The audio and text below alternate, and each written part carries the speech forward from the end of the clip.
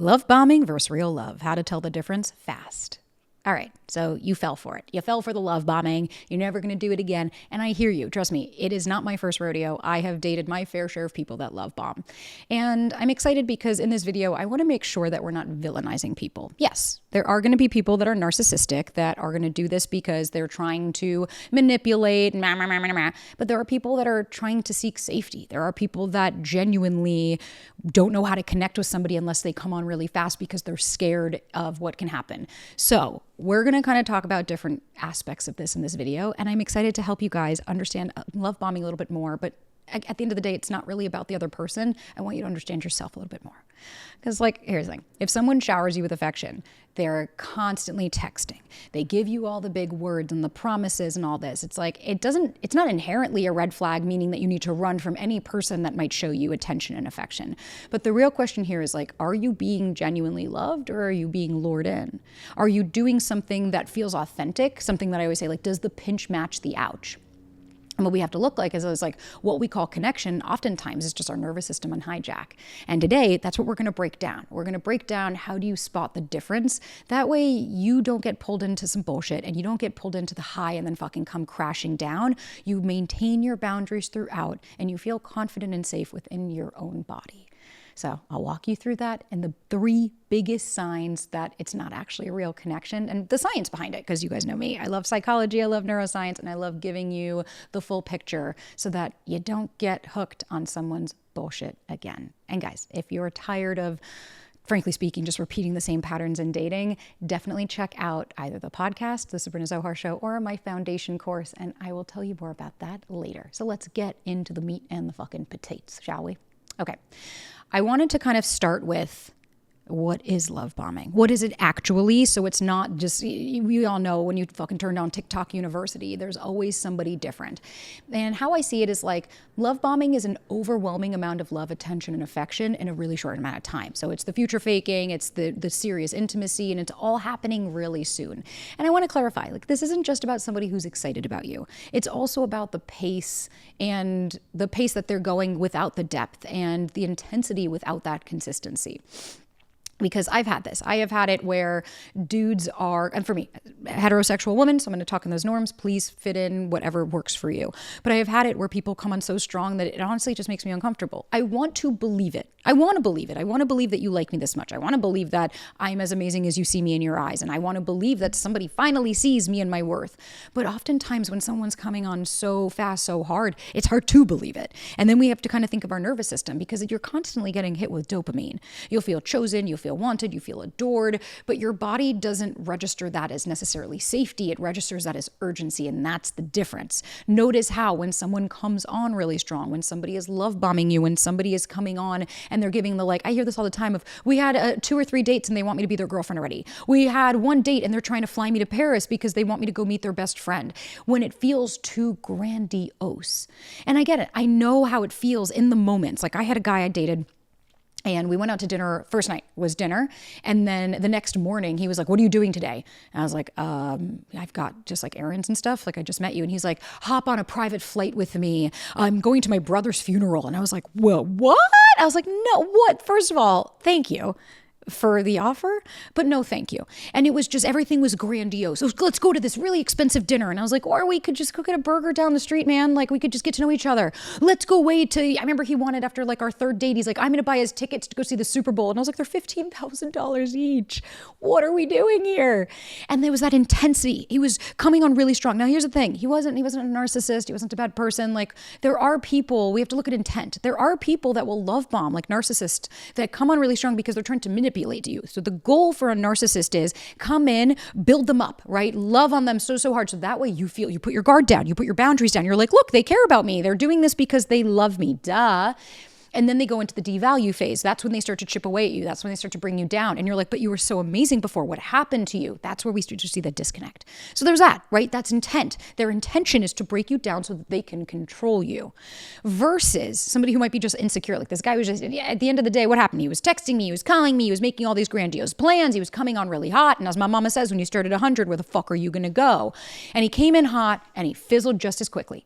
And it was, oh, well, I'm emotionally unavailable. And it's because what happens is a lot of people will come on because they're trying to seek that safety. And in their goal of trying to force that intimacy, then what happens? You don't actually feel safe. Because right now, if my partner were to come say something to me, I have a lot of foundation, trust, and built things that were built over time. Versus if I just met somebody and they come, you're like, whoa, this feels uncomfortable. I don't really know you. I don't trust you. How could I? I just fucking met you. And so part of the love bombing process is also our own pacing. It's also how we show up, but we're going to get to that. So let's even just start with like 3 major points of love bombing. So the first one is big promises and small follow through. So somebody might talk about vacations. They're talking about meeting friends and family. They're talking about moving in quickly, but they don't even know, how to spell your last name. They don't even know the fucking allergies that you have. And future faking is often a form of control. And again, I'm not saying we have to look at the intentions here. I knew some people that would come in really strong of like, we should do this, we should do this, we should do this. Because in the moment, they really believed it. They were feeling all of those feelings. And then what happens? They go home and they regulate. They go home and they spend some time together. And then they realize like, oh, never mind. I don't actually like that person. I just liked the attention they were giving me. And then what happens? You're the one that's left fucking dick in your hands being like, this feels like shit. And so when somebody comes on like that really strong, that's where we have to say, hey, I'm excited about this, but I don't know you well enough in order to do that. So why don't we just go on a second date? The second sign that I want you to start to look out for, and this is why I fucking hate texting, because that could be a form of love bombing and honestly codependency. Constant communication without the depth to match it. Love bombers have no problem they'll text you all day, every day. But if you start to really look closely, it's not really deep. It's quite often just more dopamine.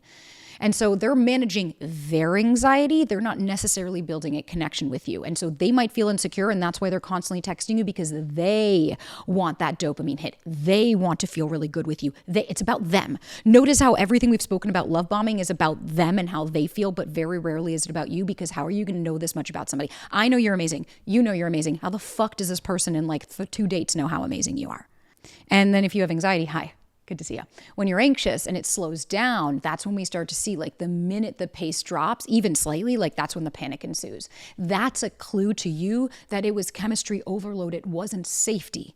And that's the biggest difference here is like chemistry doesn't mean compatibility. Chemistry, I could have I could want to rip your clothes off and we might have really great sex, but that doesn't mean that we'll have a long sustaining relationship. Because the thing is, when somebody comes on really strong in the beginning and they're love bombing you and they're over inundating, right? They're buying you flowers. I had one client and she was like, he bought me flowers after the first date and had them delivered. And I was like, it would freak me out.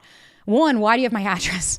But second of all, why are you going through all of this? Like, and again, I know that people are going to come on here and attack and be like, that's just being a good person. It's like, yeah, pace your fucking self. Because here's also the thing. A good person is going to be okay if I tell them, hey, this feels overwhelming. They're not going to attack me or deflect on me, because if you're actually doing this for me, not you, then if I'm telling you it makes me uncomfortable, you'll fucking respect that.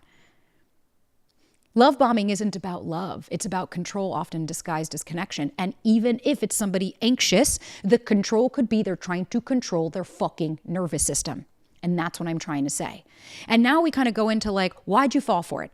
I hear this somebody just asked me on my live earlier, why do we fall for narcissists? And it's like, it's not because you're looking for them, maybe not consciously, but we have to look and see people with anxious attachment style, low self-worth, or trauma histories are more vulnerable to that. And you're not dumb. It's not that you're stupid, but you're wired for survival. And when you get that intensity, it might feel familiar, even if it's toxic and unhealthy. And we have to look at our neuron system. You might feel bonded to this person, but it's an illusion of attunement, right? You think that they're coming on. You think that they get it. Look, they're doing all of these things. They just know exactly what I want. But it's not really a true connection, because how does that person know all of those things? Maybe you grew up in a household where you were never seen. I personally, I had a narcissistic father, so I loved me a love bomber, because I was like, see, finally somebody sees my worth, because I didn't fucking see it myself. I didn't see it within myself to pace myself, to say, no, this doesn't work for me, to say, hey, whoa, it's going to take you time to realize that. Because what ends up happening is you fell for the idea of me. You didn't actually fall for me. And oftentimes you're likely responding to that validation high, not the actual person. And for me, when I had that low self-esteem, it felt really nice to have somebody else tell me that I was worthy and deserving. Baby, it's not love, it's a high. And highs will always crash. That's why when you're chasing a feeling, it's not sustainable. So what do you do instead? Now what, right? So whether it could be, you might be dating somebody, maybe you haven't met this person yet, and maybe this is something for the future. But the first thing I want you to do is I need you to pause the fantasy. What do I actually know about this person? What do I actually know about them? What do I know to be true? What facts do I have to back that up? I hear this all the time, like, they're so thoughtful. Give me 3 examples of what makes them thoughtful. Oh, well, I only had one date. Great. Thank you. Thank you for proving my point. You don't know. Then we have to really look at the pace. Real connection builds. It does not explode. Right? My mama said, when you start at 100, where are you going to go?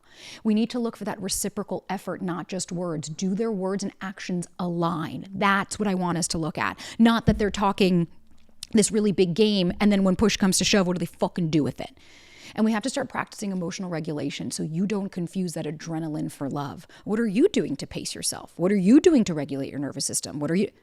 This is what we have in our control. We cannot control them. We cannot control the outcome. We can set boundaries and tell them no thank you.